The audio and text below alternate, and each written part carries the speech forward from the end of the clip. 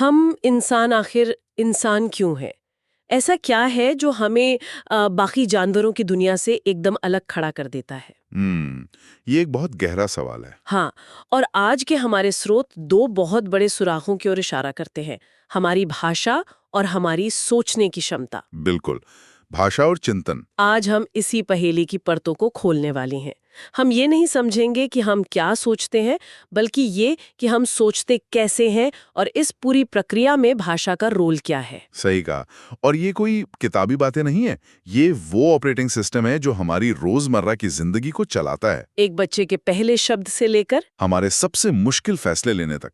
आज की चर्चा का मकसद यही समझना है कि हमारा दिमाग इन अविश्वसनीय कामों को करने के लिए कौन से औजारों का इस्तेमाल करता है। तो चलिए इस गुत्थी को सुलझाना शुरू करते हैं।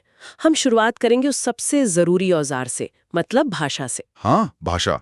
भाषा की बात करें तो इसका मतलब सिर्फ बोलना नहीं है। हम्म, ये तो ये तो विचारों और भावनाओं को व्यक्त करने का एक पूरा सिस्टम है ना? बिल्कुल। प्रतीकों का एक जाल है।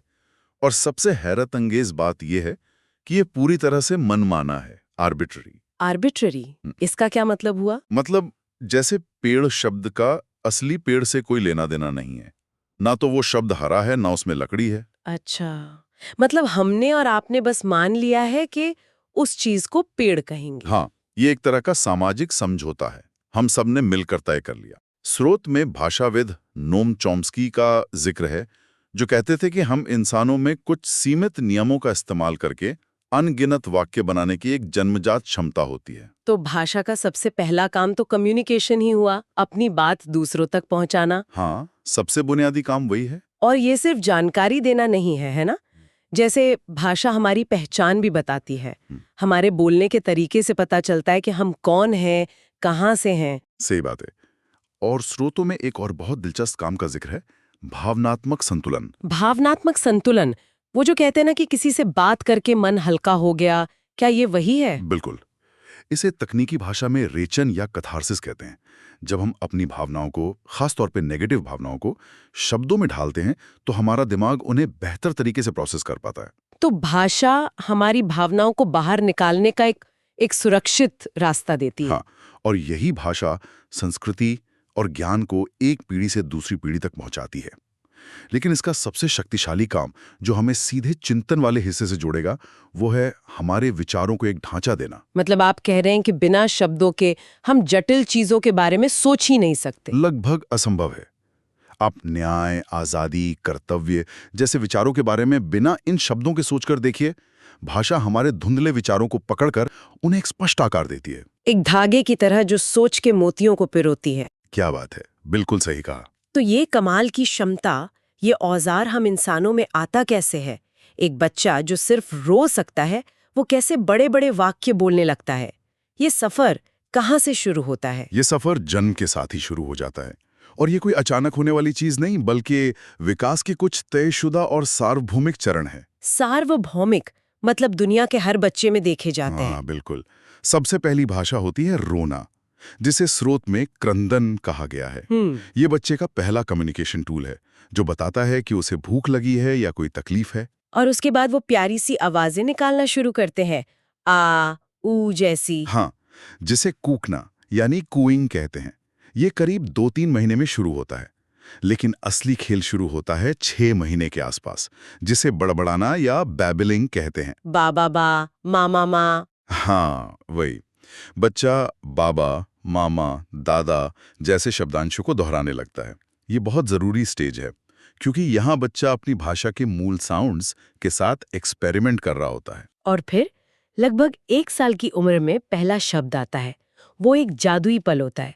स्रोत में इसे एक शब्दीय अवस्था कहा गया है। इसका क्या मतलब है? इसका मतलब है कि बच्चा एक शब्द में पूरी कहानी कह देता है। जब वो पानी कहता है, तो उसका मतलब सिर्फ पानी नहीं होता। उसका मतलब हो सकता है मुझे पानी चाहिए, या वो देखो पानी। अच्छा, मतलब वो एक शब्द को पूरे वाक्य की तरह इस्तेमाल कर रहा है। बिल्कुल। इसके बाद जो स्टेज आती है, उसका नाम बड़ा मजेदार है, तार वाली भाषा, टेलीग्राफिक स्पीच। Telegraphic speech? ऐसा क्यों? क्योंकि बच्चा ठीक पुराने जमाने के टेलीग्राम की तरह बात करता है। बस काम के शब्द, कोई फालतू ग्रामर नहीं। पापा ऑफिस गए की जगह वो कहेगा पापा ऑफिस। या मम्मा खाना दो की जगह मम्मा खाना, एकदम टू द पॉइंट। हाँ, ये 1.5-2 साल की उम्र में होता है। और फिर आता है शब्दावली विस्फोट, जब बच्चे हर रोज नए शब्द सीखते हैं और यहीं पर वो एक अजीब सी गलती करना शुरू करते हैं जिसे अति सामान्यकरण कहते हैं। जैसे मैंने खाया की जगह मैंने खाई बोल देना।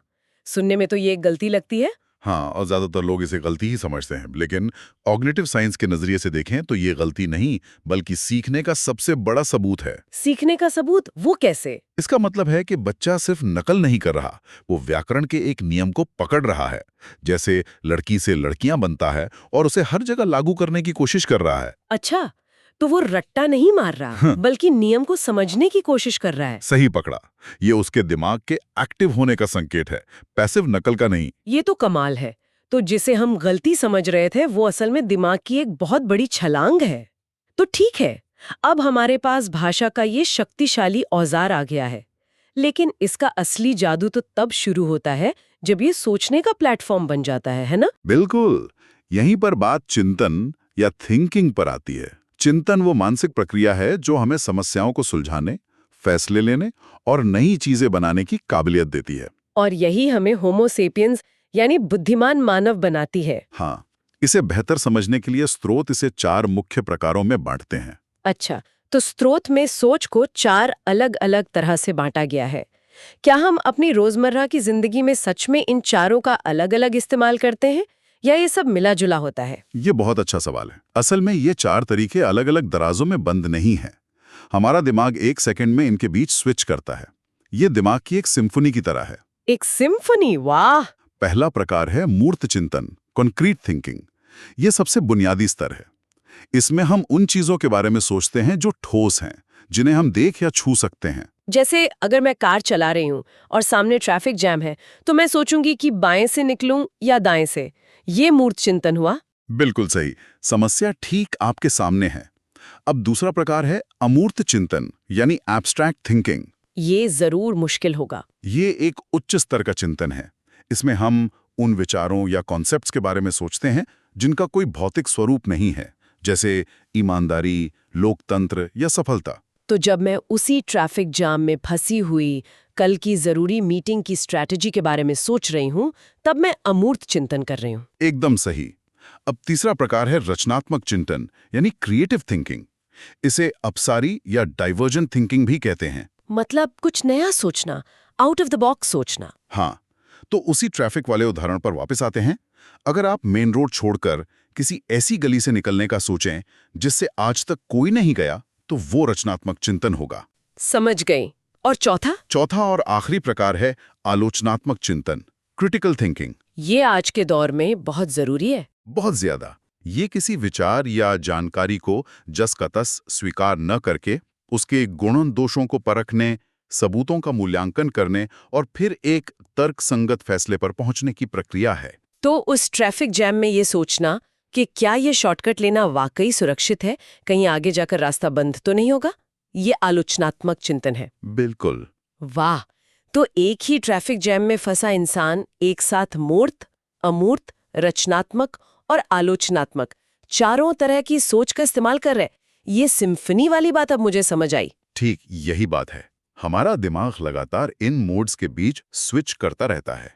ठीक है, तो ये तो हो गए सोचने के प्रकार, लेकिन ये चिंतन की प्रक्रिया होती कैसे है?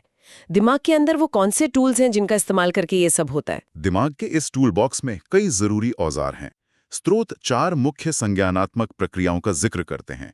पहला और सबसे जरूरी औजार है ध्यान, अटेंशन। किसी एक खास चीज पर अपनी चेतना को केंद्रित करने की क्षमता।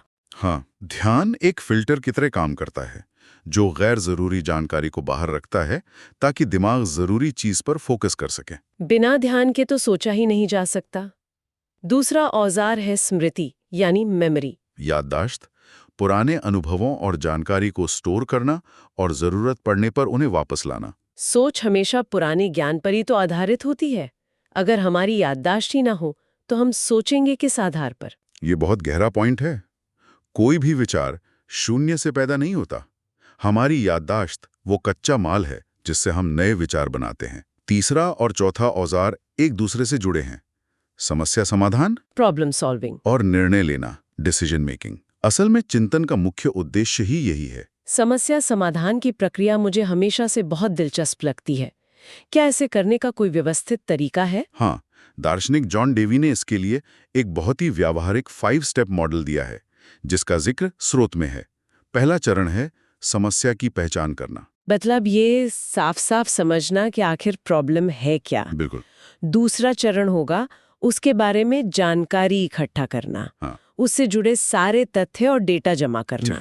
ठीक है। और तीसरा जो बहुत जरूरी है, वो है एक संभावित समाधान की परिकल्पना, यानी हाइपोथेसिस बनाना। एक एजुकेटेड गेस लगाना कि शायद ऐसा करने से ये समस्या सुलझ सकती है। फिर चौथा चरण होगा उस समाधान को आजमा कर देखना। हाँ, उसका परीक्षण करना। और पांचवां और अंतिम चरण है निष्कर्ष पर पहुंचना और मूल्यांकन करना, यानी ये देखना कि हमारा समाधान काम आया या नहीं। ये तो किसी भी समस्या को सुलझाने का एक यूनिवर्सल फ्रेमवर्क जैसा लगता है, चाहे वो ये पता लगाना हो कि मेरी कार स्टार्ट क्यों नहीं हो रही या फिर किसी बीमारी का इलाज खोजना हो। बिल्कुल, एक अच्छा सोचने वाला व्यक्ति इसी प्रक्रिया का व्यवस्थित तरीके से इस्तेमाल करता है। तो आज हमने भाषा और चिंतन की दुनिया की एक गहरी सैर की। हमने देखा कि कैसे एक बच्चा सिर्फ रोने से शुरू करके भाषा के जटिल नियमों को सीखता है और कैसे हमारा दिमाग एक सिम्फनी की तरह अलग-अलग तरह की सोच का इस्तेमाल करता है। हाँ। और सबसे बड़ी बात जो निकल कर आई वो ये कि भाषा सिर्फ बातचीत का जरिया नहीं, बल्कि हमारे विचारों को आकार देने वाला औजार है। और यहीं पर हम एक बहुत बड़े सवाल के साथ रह जाते हैं। जैसा कि स्रोत भी इशारा करते हैं कि जटिल चिंतन बिना भाषा के संभव नहीं है। तो फिर उन जीवों का क्या जिनके पास हमारी जैसी जटिल भाषा नहीं है? क्या वो सोचते नहीं है? या फिर उन विचारों और भावनाओं का क्या जिन्हें हम कभी शब्दों में बयां ही नहीं कर पाते? जैसे किसी कला को देखकर महसूस हुई कोई गहरी भावना, या आधी रात को अचानक आया कोई रचनात्मक विचार। ये एक असली मुर्गी और अंडे वाली पहेली है। बिल्कुल। क्या विचार शब्दों से पहले आता है या शब्द ही विचार को जन्म देते हैं? ये एक ऐसा सवाल है जिस पर सोचने के लिए हम आपको छोड़ जाते हैं।